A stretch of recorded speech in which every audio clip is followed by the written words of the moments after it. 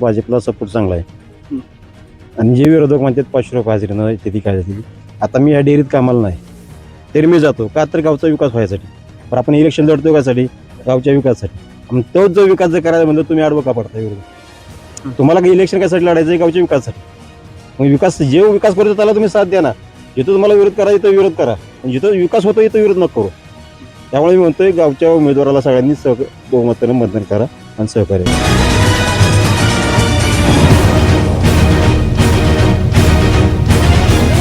मोठ्या प्रमाणात निवडणुकीचे वारे वाहताना दिसून येतील. याच माध्यमातून आता आपण थेट पोहोचलोय आळजापूरमध्ये. हिंगणगाव जिल्हा परिषद गटातील हे गाव आहे आणि महत्वपूर्ण गाव मानलं जातं. आणि याच माध्यमातून आपण इथल्या आळजापूरकरांना विचारू की येणारा जिल्हा परिषद सदस्य कसा असावा आणि गेल्या जिल्हा परिषद सदस्यांनी या गटाचा विकास केला का, मूलभूत सोयी सुविधा दिल्या का, थेट आपण आळजापूरकरांकडून जाणून घेऊ. जे उमेदवार होते 15 वर्ष निवडून आले पण त्यांनी काही विकास केलेला नाही. नुसती कॉन्ट्रॅक्ट घ्यायची, स्वतः घ्यायची, खायची. आता बघा आमच्या ते सासवडला पुलाचं काम केलंय. 1.5 कोटीचा पूल आहे. बोर्ड लावला आणि बोर्ड काढून नेला. नाही पूल झाला, पूल झाला की पण पुलावर जे बोर्ड असतो तो लावला लगेच दुसऱ्या दिवशी काढून नेला. कडला आड आहे त्याला ऑल कंपाऊंड आहे. अजून कुठलं गाव तुमचं? सासवड गाव. ऑल आड तुमच्याच गावचा उमेदवार आहे की? आमच्याच गाव पण आमच्या गावचा उमेदवार पण त्यांनी काय विकासच केला नाही ना. केला नाही. 15 वर्ष निवडून दिला आम्ही त्याला. आता हे विकास करतील हे कशावरनं? 100% हे विकास करतील. तळागाळातले कसं आहे हे तळागाळातले उमेदवार आहेत. तो म्हणजे उमेदवार म्हणजे पैशासाठी तो कॉन्ट्रॅक्ट घेणे. उमेदवार निवडून यायचं आणि कॉन्ट्रॅक्ट स्वतः घ्यायची आणि त्यातून पैसा खायचा आणि इलेक्शनला वापरायचा. मत आहे की असं की कॉन्ट्रॅक्ट घ्यायचं आणि त्यातनं पैसा खायचा ही पुढऱ्यांची रीत जी पुढे झाली. तुम्हाला वाटतं का येणारा जिल्हा परिषद सदस्य असंच होईल? असं नाही होऊ शकत. असं का होऊ शकत नाही, कारण हे सर्वसामान्य जनतेतील उमेदवार आहेत. सर्वसामान्य जनतेतून यांनी काय करायचे, सर्वसामान्य जनतेने स्वतःच्या घरासमोर गटर आहे त्या लोकांनी काय करायचे, स्वतः ते इस्टिमेट तयार करायचे. किरणताईंच्याकडे यायचे किंवा खाताळ असतील आमच्या गावचे पंचायत समिती सदस्य त्यांच्याकडे यायचे, ते इस्टिमेट तयार करायचे. दादांनी आम्हाला सांगितलेलं आहे की तुम्ही सगळं ते तयार करून आणायचं, माझ्या ऑफिसला द्यायचं. माझ्या ऑफिसला आल्यानंतर ते मंजूरच असणार. म्हणजे ते कोणाच्या दारात आम्हाला जायची गरज लागणार नाही. सर्वसामान्य जनतेला जर सांगितलं असेल की तुम्ही स्वतः इस्टिमेट तयार करायचे, आमच्याकडे यायचे आणि कामं करून घ्यायचे, मग ह्याच्यापेक्षा अजून काय पाहिजे. इथून पाठीमागचा तुम्ही विचार करा. तुम्ही ज्या वेळेस इथून पाठीमागे ज्यावेळेस सत्ता होत असताना राजेशाहींचे पण विचार तुम्ही करा. त्यांच्या घरातले सोडून दुसरे उमेदवारच नव्हते.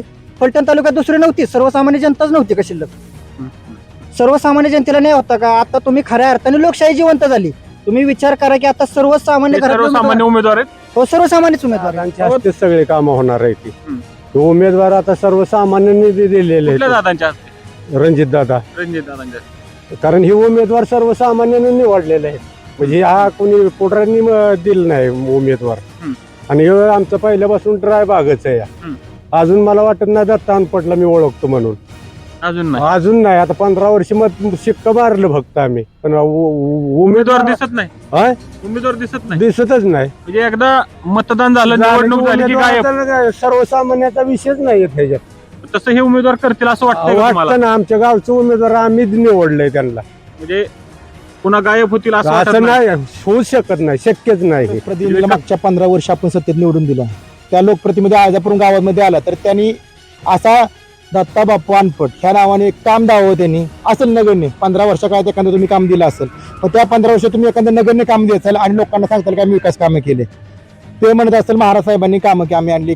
आपण आमचा पहिला गट महाराज साहेबांकडेच होता आणि त्या माध्यमातून आमचे सरपंच जे शुभम नलवडे ज्यांनी जो फॉलोअप असतो, नुसतं काम सांगायचं नसतं, जो फॉलोअप घ्यायचा असतो, लोकांचा फॉलोअप घ्यायचा. तिथं मग जिल्हा परिषद असेल किंवा सामाजिक न्याय विभागामध्ये जायचं, त्याचा फॉलोअप घेऊन ती कामं करण्याचं आहे. तिथं मग आमच्या सरपंचांनी आणलं आणि सरपंचांच्या मार्फत ही मोठ्या जिद्दीनं ती म्हणत असेल महाराज साहेबांपर्यंत जायचं बी धारक ते सातत्य असतं, धैर्य असतं आणि त्याचा पाठपुरावा करते आमच्या सरपंचाने केला.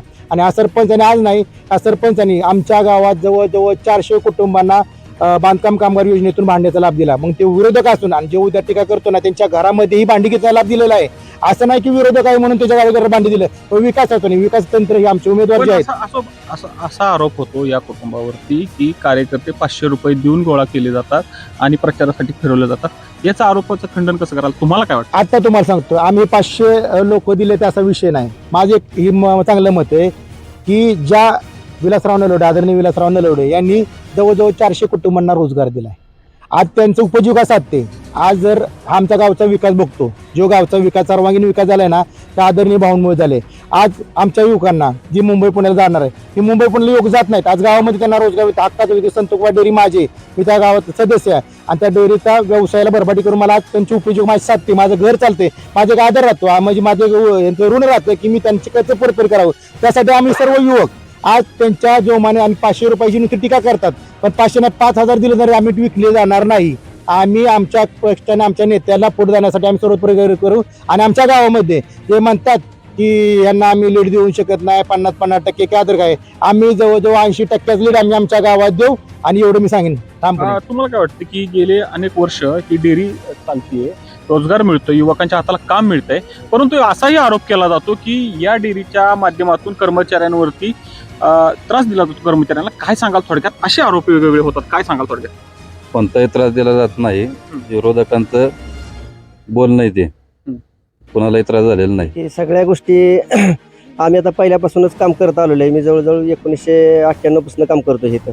पण आपल्याला तसं काय कुठल्या म्हणजे घरातल्या सारखं सर्वांना ते वागवतात, त्याच्यामुळं आम्हाला काय असा तुझा भाव वाटलेलाच नाही. त्याच्यामुळे विरोधक काय बोलते त्याच्याकडे आम्हाला काय त्याचं घेणं देणं नाही. महत्त्वाची गोष्ट ही आहे. त्याच्यामुळं ते काय म्हणतील 500 रुपये रोजाने घेतले किंवा 5,000 रुपये रोजाने घेतले त्यांचा ते विषय आहे. विरोधक आरोप करणार, विरोधक हे आरोपच करत राहतात. त्याच्यामुळे त्यांच्याकडे आम्हाला काही लक्ष द्यायची गरज नाही. आमचं फक्त मूळ विषयच आहे की आम्हाला हे इलेक्शन म्हणजे बहुमताने जिंकणं हेच आमचं फक्त टार्गेट आहे पहिल्यांदा. आम्हाला विरोधकाला काही त्यांचं म्हणणं नाही किंवा त्यांचं देणं घेणं नाही आम्हाला त्याचं. खरं तर भाऊंनी इतक्या जणांना रोजगार दिलाय. दुसरी गोष्ट की काळ्या रात्रीला जावं, भाऊंना मदत करायला, भाऊंना सांगा की बाबा मी असा अडचणीमध्ये, इतकं या माणसाने इथं काम केलेल्या लोकांना मदत केलेली आहे. इतकंच नाही तर जे आमचे इथले सरपंच आहेत शुभम, ते सुद्धा कधीही काळ्या रात्रीला जावं ते मदत करतात. इतके जण रोजगार आहे आणि काही अडचण नाही. आम्ही तर आता इतके वर्ष काम करतोय, मी तर कापशीच आहे, काय अडचण नाही. असं हे विरोध हे चालायचं काय कुठं काय थोडस खटाकलं की निवडणूक लागली हा ते चालतंय आरोप, पण असं काही कमळ आहे. आमचे मोदी जे आहेत, महाराष्ट्रामध्ये देवेंद्र फडणवीस आहे, कमळ आहे आमचं. आणि त्यामुळे झेडपी मध्ये सुद्धा हे कमळच फुललं पाहिजे. परिवर्तनाची लाट आहे. उलट देण्यात घ्या की विरोधकांचे एक तुम्ही पंचायत समिती असो किंवा झेडपी असो, या विरोधकांनी ह्यांनी काय केलंय की ज्या मोदी सरकारच्या ज्या योजना आहेत या खालीपर्यंत ह्यांनी आणूनच दिलेला नाही. अनेक अशा योजना तुम्ही बघितलं की लाडकी बहीण योजनेसारखी योजना या लोकांनी कोर्टामध्ये हे लोक अडवण्यासाठी गेले. त्यामुळे हे परिवर्तन होणं गरजेचं आहे. आणि आम्हाला असं वाटतं की जर नव्या दमाची माणसं जर आली झेडपी मध्ये किंवा आपल्या पंचायत समितीमध्ये, तर निश्चित परिवर्तन आणि हे विकासची वाटचाल वेगानं वाहणार आहे. म्हणजे थोडक्यात तुम्हाला म्हणायचं की वरती जर भाजप आहे तर खाली जर भाजप आलं तर योजना येतील का नाही, आणि का नाही? विकास होऊ शकतो. मी तुम्हाला अगोदरच सांगितलं की ज्या ज्या योजना मोदी सरकारने किंवा भाजपने आणल्यात त्या इथल्या लोकांनी इथं लागू केलेल्या नाही. का तर पंचायत समिती यांची आहे, झेडपी यांची, अनेक अशा योजना आहेत की यांनी ग्रामपंचायतमध्ये सुद्धा आणून दिलेल्या नाहीत. कारण ग्रामपंचायतमध्ये पण यांचंच हे आहेत. त्यामुळं की हे परिवर्तन झालं पाहिजे असं मी हो निश्चित. तुम्ही काय सांगाल? तुम्हाला प्रश्न विचारतो की तुम्ही या कुटुंबातले आहात, काय वाटते तुम्हाला? तुमचं विकासाचं विजन काय असेल? तुमच्या घरातील एक व्यक्ती आज निवडणुकीचा जिल्हा परिषदेचा एक इच्छुक उमेदवार आणि उमेदवार म्हणून फेस करतोय निवडणूक. स्पर्धा आहे मोठ्या प्रमाणात, आपल्यावरती आरोप प्रत्यारोपाच्या फैरी होतात. तुम्ही या गावाचं प्रतिनिधित्व करता, काय सांगाल तुम्ही? जो आरोप प्रत्यारोप होतोय तुमच्या 500 रुपयाचा, प्रचारामध्ये 500 रुपये तुम्ही वाटताय आणि कार्यकर्ते जमा करता किंवा डेअरीच्या माध्यमातून गळचेपी कर्मचाऱ्यांची केली जाते, काय सांगाल थोडक्यात याबाबत? काय झालंय, आमच्या अळजापूर गावामध्ये आम्ही मला वाटते ज्यावेळेस जिल्हा परिषदेची तिकिटाची मागणी केली होती आदरणीय रणजितदादांच्या माध्यमातून, भारतीय जनता पार्टीच्या, की जो देशातला प्रमुख पक्ष आहे, त्या पक्षाचं आज आमच्या 1,000 मतदान असणाऱ्या गावाला जर प्रतिनिधित्व करण्याची संधी मिळत असेल तर 100% गाव आमच्या पाठीमागं उभं आहे. आम्ही गावची ज्यावेळेस इलेक्शन लढवतो त्यावेळेस गावची आम्ही बैठक घेतली होती. मला वाटतं हजारो महिला पुरुष मिळून त्या बैठकीसाठी उपस्थित होते आणि त्याच वेळेस गावचा कल दिसला होता. आरोप करणाऱ्यांनी आरोप केले पाहिजेत, त्यांचं काम आहे, त्याशिवाय त्यांना पण किंमत राहत नाही राजकारणामध्ये. राजकारणात विरोधी पक्षाने ते काम करायचं असतं आणि ते चांगल्या पद्धतीने ते निभावत आहेत. आमच्या वैयक्तिक कुटुंबावर बोलायचा विषय झाला तर संत कृपा उद्योग समूहाच्या माध्यमातून गेले 25 वर्ष हा व्यवसाय या ठिकाणी दुधाचा चालू आहे. त्यामध्ये आता तुम्हाला ह्यांनीच सांगितलं की ते 1998 म्हणजे माझा जन्म पण नाही त्यावेळेसपासून ते कामाला आहेत. मग ह्यांच्यावर का अन्याय झाला नाही? असे 50-60 लोक ह्या डेअरीमध्ये काम करतात. की त्यांच्यावर कधीच अन्याय झाला नाही. अन्याय कुणावर होतो की जो फ्रॉड करतो, जो भ्रष्टाचार करतो, त्याच्यावरच अन्याय होतो. आणि तो अन्याय होणं पण काम आहे, कारण इथून पुढे मग ती सवय लागते आणि ती जी याला सवय लागली त्याच्यावरच अन्याय झालेला आहे. आणि त्याच्यावर जे काही आता आरोप करतात डेअरीच्या माध्यमातून, पण मला आज सांगायचंय की आज 400 ते 500 कुटुंब या डेअरीच्या व्यवसायाच्या माध्यमातून चाललेले आहेत. मग ते चाललेले आहेत, मग तो काय अन्याय आहे का? मग ती लोकांचा आज रोजगार चालू आहे, त्यांना आज 10,000 रुपये तुम्ही सांगा हाताला काम मिळते. आज मुंबईत आमच्या गावातली लोक जात होती, ती इथं यायला लागली. मुलं आज शेकडो मुलं इथं कामाला आहेत. तुम्हाला सांगतो शॉपीच्या माध्यमातून, प्रोडक्टच्या माध्यमातून पण लोकांना रोजगार म्हणजे स्वतःचा व्यवसाय उभा करायची संधी झाली. गाड्यांच्या असतील, गाड्यांच्या बाबतीतल्या पण लोकांना व्यवसायाची संधी उपलब्ध झाली. आता नवीनच आम्ही एक शेकडो कुटुंबांना एक नवीन रोजगार मिळण्यासाठी गोळी पेंटचा व्यवसाय सुरू करतो ह्याच भागात. म्हणजे आमचं विकासाचं विजन आहे, रोजगार मिळाला पाहिजे. आणि त्याच्यामुळे ज्यांना आरोप करायचे त्यांनी आरोप करताना आम्ही त्यांना उत्तर आम्ही देणं टाळलेलं आहे, कारण त्या आरोपात काहीही तथ्य नाही. मला काय म्हणायचं, ज्यावेळेस आदरणीय विलासभाऊंनी हा व्यवसाय उभा केला त्यावेळेस बाबा शेकडो कुटुंबांना काम मिळावं म्हणून केला. मग जे आज आरोप करतात त्यांनी किती मुलं कामाला लावली? बरोबर आहे ना. आरोप करताना आम्ही पण बाबा 50 कुटुंबांना इथं आजूबाजूला कारखान्यात कामाला लावलं किंवा इथं दुसरे व्यवसाय पण आजूबाजूला आहेत. किती लोकांना तुम्ही कामाला लावलं? हा आमचा प्रामाणिक, आम्हाला त्यांच्यावर अजिबात टीका करायची नाही. हा विषय जिल्हा परिषद सेस फंड असतो, त्यातला 1 रुपया पण आमच्या गावाला टार्गेट केलं ना त्यांनी, की आम्ही प्रत्येक वेळेस तिकीट मागायचो. ज्यावेळेस आम्ही राजेगटात काम करत होतो त्यावेळेस आम्ही तिकीट मागायचो. मग ते काय करायचे, आम्हाला टार्गेट ठेवायचे की बाबा, त्यामुळे आम्हाला त्यांनी 10 वर्षात फक्त 5 लाख रुपयाचा एक सभा मंडप दिला होता. ते पण त्यांच्या मिसेस ज्यावेळेस पहिल्यांदा सदस्य होत्या त्यावेळेस. त्याच्यानंतर जाणीवपूर्वक मी जिल्हा परिषद सेस फंडाचं नाव घेतोय. इतर फंड आम्ही आमच्या ताकदीवर नेत्यांच्या पाठीमागे लागून आणलेले होते, त्यामुळं त्यांचा फंड दिला नाही. मग साहजिक लोकांच्या अपेक्षा राहणार ना की बाबा तुम्हाला 10 वर्ष आज निवडून देतो. आज जे ते म्हणतात की मागं पाठीमागं माणसं घेऊन फिरतात, ही करतात, म्हणजे 500 रुपये. अहो, ज्यावेळेस तुमचा प्रचार करत होतो त्यावेळेस पण माणसं हीच होती ना, का दुसरी माणसं नव्हती? अळजापूर सोडून आम्हीच फिरत होतो ना त्यावेळेस, आम्हीच लीड दिलं त्यावेळेस.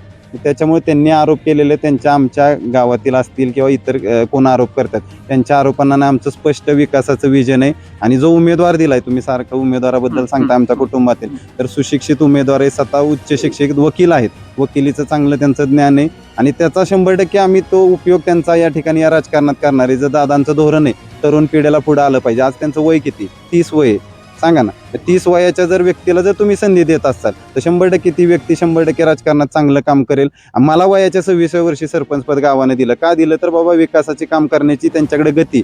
त्यामुळे येणाऱ्या काळात 100% हिंगणगाव जिल्हा परिषद गटात 22 गावात आम्ही फिरलोय. अतिशय चांगला प्रतिसाद आहे की युवा पिढीला संधी दिलेली आहे आणि दादांचं जे विजन आहे ते 100% तळागाळात आम्ही पोचवू. आणि भरपूर विकास प्रलंबित आहे, भरपूर वाड्या वस्त्यांवर फिरतोय. अतिशय लोक सांगतात की इकडे आमच्याकडे उमेदवारच 5-5 वर्ष 10-10 वर्ष फिरकत नाही, मतापुरती येतात आणि जातात. आम्ही प्रत्येक गावात जाऊन विकासाचे ब्ल्यूप्रिंट 2 दिवसात आमचे या ठिकाणी विकासाचे ब्ल्यूप्रिंट पण तुम्हाला पाहायला मिळेल 100%. आणि जो काही आम्ही शब्द प्रत्येक वाड्या वस्त्यांवर जाऊन देतोय, विद्युत असेल, आरोग्य असेल, शिक्षण असेल, 100% त्याच्यावर आमचा उमेदवार ताकदीनं काम करेल हे तुम्हाला या ठिकाणी आज सर्वांच्या समोर शब्द देतो. मी सागर नवरे, मी ह्या डेअरीत कामात आहे, पण माझ्याकडे आता एक मी युनिट इन्चार्ज आहे. म्हणजे एक इथं खटाव तालुक्यात डिस्का म्हणून नाही, तिथं वैयक्तिक आमच्याकडे 20 पोरं काम, म्हणजे 20 कुटुंबातली पोरं कामाला आहेत आमच्याकडे.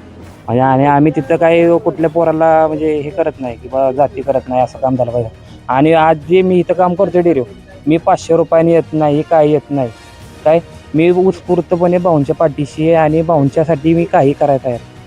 काय रोजगार हाताला काम दिलं म्हणून तुम्ही रोजगार दिलेला आहे. आणि आमचं येणार मग सांगतो, आमचा प्रपंच झालेला माझ्यासारख्या 400-500 कामगारांचा प्रपंच झालेला आहे. आणि आमचा इथं कुठलाही म्हणजे गळची पीपी काय होत नाही की आलाच पाहिजे गेलाच पाहिजे असं काही विषय. भाजपला सपोर्ट चांगला आहे. आणि जे विरोधक म्हणतात 500 रुपये हजेरी न ती काय जाते. आता मी या डेअरीत कामाला नाही तरी मी जातो, का तर गावचा विकास व्हायसाठी. तर आपण इलेक्शन लढतो कासाठी? गावच्या विकासासाठी. आणि तोच जो विकास जर करायला म्हणतो तुम्ही आडवं का पडता? तुम्हाला इलेक्शन कशासाठी लढायचं आहे? गावच्या विकासासाठी. मग विकास जे विकास करतो त्याला तुम्ही साथ द्या ना. जिथं तुम्हाला विरोध करा तिथं विरोध करा, जिथं विकास होतो इथं विरोध नको करू. त्यामुळे मी म्हणतोय गावच्या उमेदवाराला सगळ्यांनी बहुमताने मतदान करा आणि सहकार्य करा.